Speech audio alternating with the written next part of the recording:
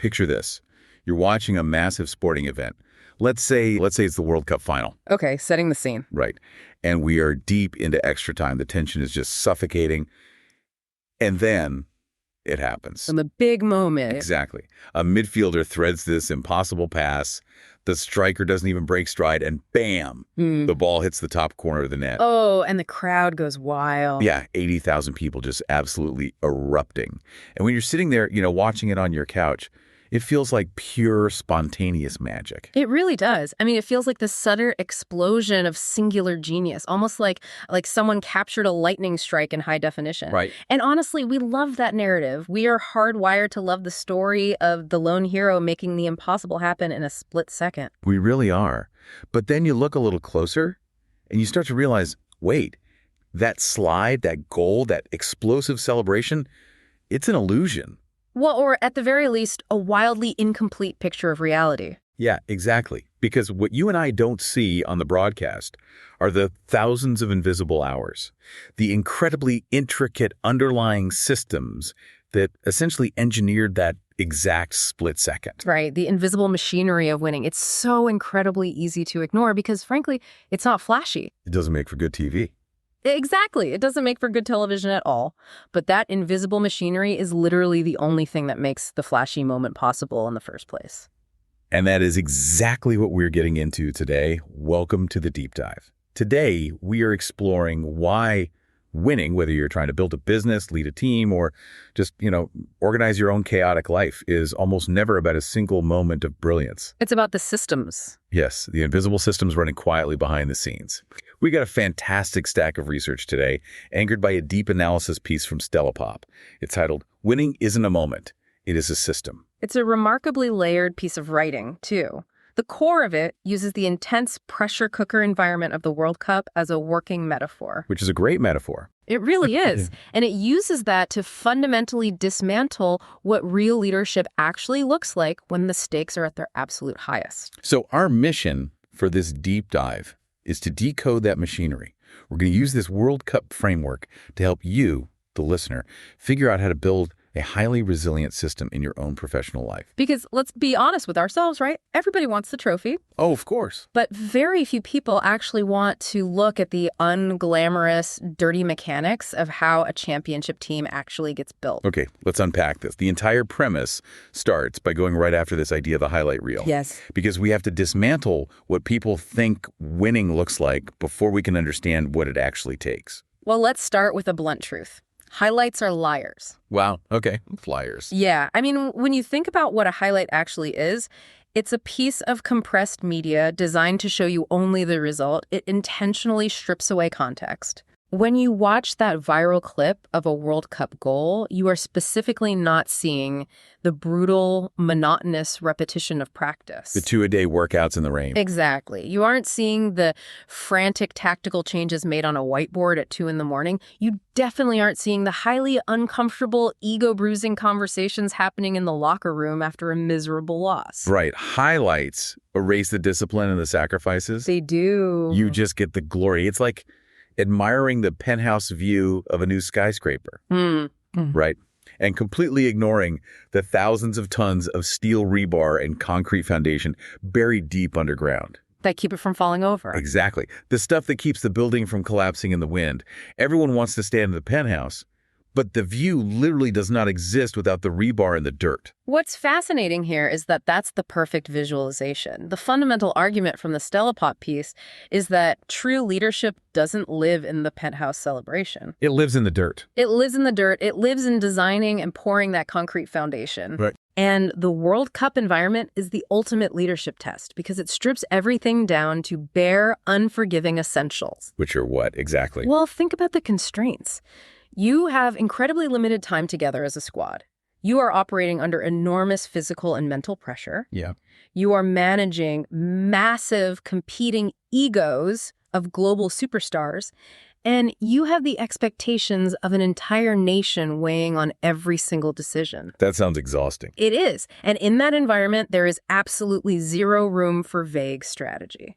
If your system has a crack, the pressure will find it. Which, when you lay out those variables, limited time, immense pressure, competing egos, zero room for vague strategy that sounds terrifyingly familiar to anyone running a company. Right. It maps perfectly. You might not have 1 billion people analyzing your decisions on global television, but the stakes for your team feel just as real. Because they are real.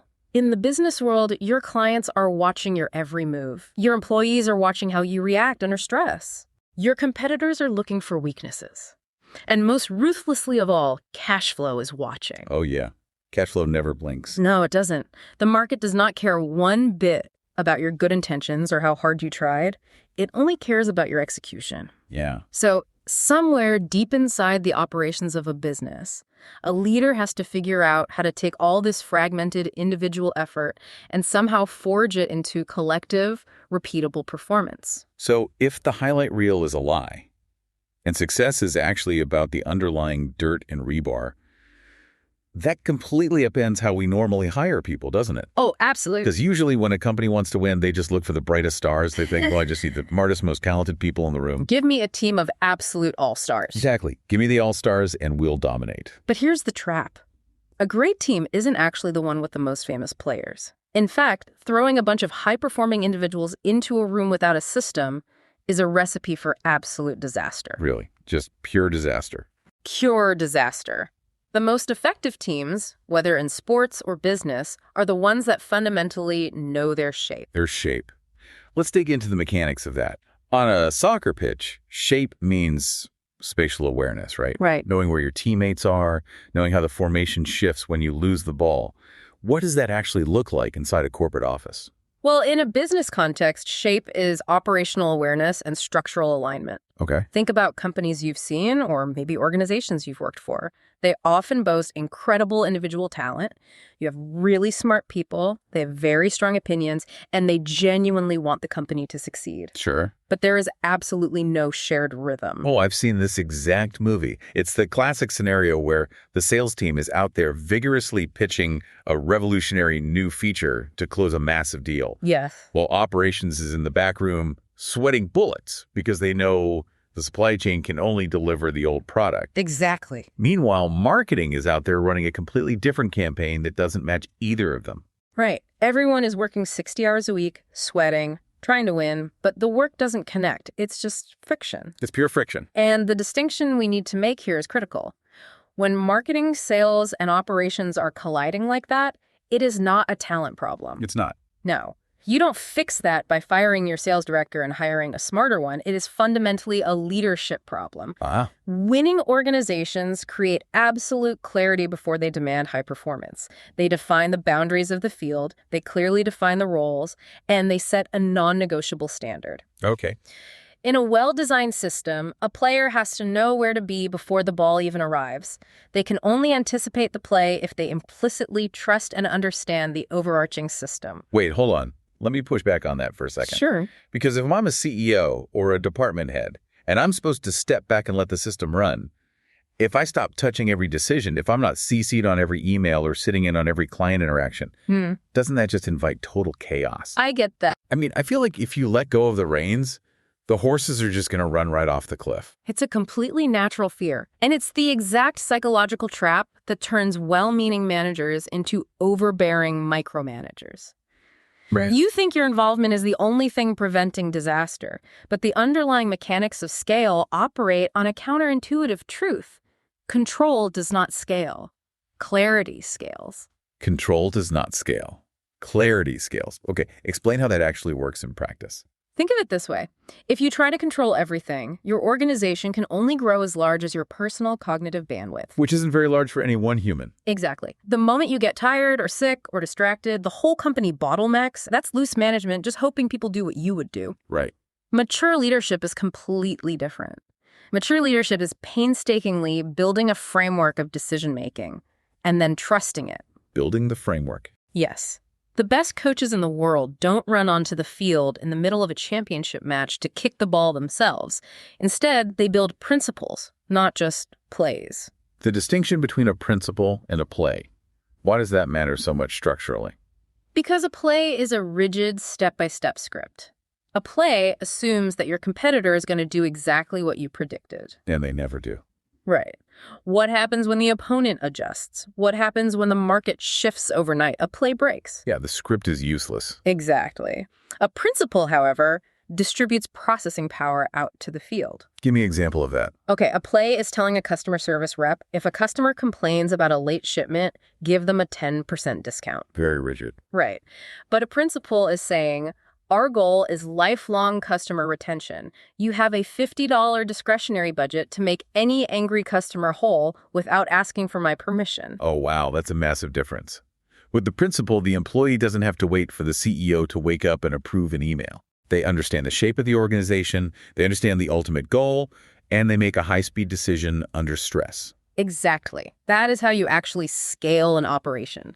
You scale the thinking, not just the tasks. Okay, so you build the foundation, you establish this operational validity, and you arm your team with principles so they can make fast decisions under pressure. That's the idea. But we're still dealing with human beings here, and human beings are incredibly messy. Oh, very much so. We have egos, we get jealous, we have bad days. So even if the shape of the company is perfectly designed on a whiteboard, how does a system survive the messy reality of team chemistry? Well, you've hit on the exact vulnerability of any system, because you cannot fake chemistry. No. A team full of absolute rock stars can and frequently will fall apart if the players do not fundamentally trust each other. Yeah. If everyone on the pitch is trying to be the hero who scores the winning goal, the structure shatters. The team becomes incredibly fragile because no one is willing to play defense. Which happens in the corporate world every single day. Let's look at a concrete example. Okay. Think about the brilliant, top-performing salesperson who brings in massive revenue but completely refuses to log any of their data into the CRM software. The classic rogue performer. Right. They just won't do it. They think they're above the administrative work. Now, they might be hitting their quota, but by refusing to engage with the system, they are creating a massive tracking and forecasting nightmare for the finance team, for marketing, and for leadership. And if leadership lets that slide because the salesperson is a top earner, the entire culture rots. Wow, rots. It does. Yeah. Or consider the incredibly talented creative director who simply cannot take constructive feedback from the client without turning it into a massive ego-driven battle. Yeah, that creates so much friction. Or the operations leader who artificially manipulates their department's metrics to look good for the board, even though they know the actual customer experience is degrading. Or the founder. Yeah. Let's talk about the founder who constantly preaches about wanting a collaborative, empowered team, Right. but functionally operates as if every single final, meaningful decision must come out of their mouth. That's the ultimate bottleneck. And there's a brilliant synthesis of this problem in the source text. Talent without alignment becomes noise. Talent without alignment becomes noise. You can have all the technical skill, the venture capital, the speed, and the industry experience in the world. But if the players don't understand their assignment, Yeah. or worse, if they refuse to accept their specific role within the shape of the team, it's just noise. It's a loud, expensive mess. Right. Some people need to lead, some need to create, and crucially, some people have to do the unglamorous heavy lifting that makes the glamorous work possible. Here's where it gets really interesting for me, the way we actually define culture. Okay, let's hear it. Because normally when a company talks about corporate culture, they point to the superficial stuff. Ping pong tables. Exactly. They point to the inspirational poster in the break room, or the core values slide they show on your first day, or maybe the expensive annual retreat where everyone does trust falls and drinks cocktails. Right, the aesthetics of culture. Exactly, the aesthetics. But if we're looking at the actual mechanics of winning, we have to strip all that away. True culture isn't what you say you value. No. Culture is exactly what your people do when the game gets incredibly hard. And I want to ask you, the listener, to really think about your own workplace right now. Good exercise. Think about your team. What actually happens in your office when a highly convenient excuse presents itself? What happens when a major deadline suddenly gets moved up? Or a massive client is inexplicably furious? Or the quarterly revenue numbers are way down? Do they panic? Right. Do your people start writing defensive emails and pointing fingers to protect their own territory? Or do they close ranks and cover for each other? That is the ultimate litmus test of a system. Because leadership isn't just about assembling a team that plays beautifully when the sun is shining and the economy is booming. Anyone can do that. Exactly. The overarching pattern we see in organizations that endure is that real leadership is the act of building a team that still knows how to execute when things inevitably start going perfectly. When nobody is applauding the defensive work, when the unglamorous work is just hard, tedious work. Precisely. Because you have to build the system with the assumption that things will eventually break. Every single champion in history has had to survive a brutal stretch. Oh, for sure. A missed opportunity, a terrible call by a referee, a sudden shift in the market, a key executive leaving unexpectedly. Yeah. The great illusion of success is that winning means avoiding adversity. The mechanical reality is that winning is having the structural integrity, the shared belief, and the rigid discipline to absorb that adversity without fracturing. Which brings us to a really critical juncture. What happens when the shape is stressed to its absolute breaking point? Right. Surviving adversity is one thing, but actually maintaining your forward momentum is another. How does a mature culture handle a true crisis? Enduring companies, the ones that last decades, not just a few quarters, do not panic. They stay calm? Completely. When they hit a bad stretch, they don't tear up their entire multi-year strategy just because one quarter felt highly uncomfortable. Right. They don't confuse chaotic, panicked activity with actual progress, and they absolutely do not mistake workplace drama and urgency for meaningful action. They maintain composure. Composure is their superpower. They analyze the failure, they adjust their tactics intelligently based on their principles, and they keep playing their game. But how do they actually do that? Well, here is the secret mechanism behind that composure. It doesn't just materialize out of thin air because the CEO is a calm person. That composure comes from having a rigorously clear, mathematically precise definition of what winning actually is. Okay, so not just a vague desire to, grow. Exactly. Every company on Earth wants to grow. That's not a strategy, not a generic mission statement about being the best. You have to know what game you're actually playing. Yes. You have to ask the incredibly tough, restrictive questions. Questions like, which specific customers actually matter most to our bottom line? Right. What specific problem do we want to be the best in the world at solving? Where are we willing to aggressively compete? And maybe the most painful question of all, where are we explicitly not willing to waste our energy? Oh, it's a tough one. It is. Yeah. But that last question is the ultimate differentiator because winning is incredibly expensive. What do you mean by expensive? It costs your focus, it costs your daily comfort, and it absolutely costs your ego. It demands that you ruthlessly let go of the illusion that your team can do everything. You have to say no. You have to say no a lot. It demands you admit that not every single opportunity that crosses your desk is worth chasing. World Cup teams don't win by trying to play every single style of soccer simultaneously. Right, they can't be everything to everyone. No. They don't try to be a defensive powerhouse and an all-out attacking machine at the exact same time. They know their specific, defined identity, and they execute that specific identity under extreme pressure. So what does this all mean? How do we visualize this cost? Let's talk about gardening for a second. Gardening, okay. Think about growing a prize-winning garden.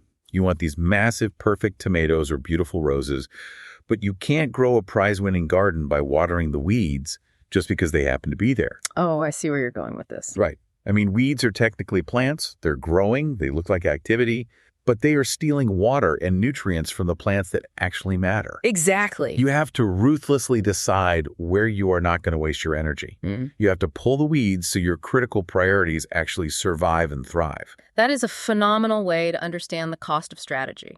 If you try to water everything, you ruin the garden. Yeah. If we connect this to the bigger picture of building a system, better businesses are built with profound, deliberate intention. Yes. They aren't built by random panicked activity. They aren't built by reactionary leadership chasing the latest trend. And they definitely aren't built by endless circular meetings that never actually result in a firm decision. Right. They are built when your overarching strategy, your daily operations, your marketing message, your hiring practices, and your final execution are all deeply structurally connected. What about the metrics, though? Yeah. Because we always talk about the scoreboard, revenue, employee retention, profit margin, daily morale. Yes, your company already has a scoreboard. We all do. But you have to understand the mechanism of a scoreboard. Those metrics are lagging indicators. Lagging indicators. Yes. The scoreboard doesn't win the game. The scoreboard is just the mathematical proof of what happened in the dirt. It's proof that the preparation mattered. It's proof that taking the time to define roles mattered. It's proof that enduring those highly uncomfortable locker room conversations actually paid off. Which brings us full circle right back to where we started. Winning doesn't mean perfection. Never has. It never has, and it never will. Winning means alignment. It means establishing absolute clarity. It means building structural resilience. Exactly. The absolute best teams, the ones that build legacies, don't win by accident. They don't win because of a spontaneous moment of magic. They win because someone, somewhere along the line, took the hard, unglamorous time to build the underlying system and set an uncompromising standard. And because they poured that concrete foundation, because they built that system, when the crucial high-pressure moment finally arrived, they didn't have to think. They were just ready. They were just ready for it. The explosive celebration we see on the broadcast is just the very end of a much longer, much harder, and much more disciplined story. It's just the tip of the iceberg. Truly. As we wrap up this deep dive today, I want to leave you with one final, highly structural thought. Instead of a generic motivational takeaway, let's look at the actual mechanics of your day. Okay. Look at your calendar for tomorrow. Just open it up and look at it.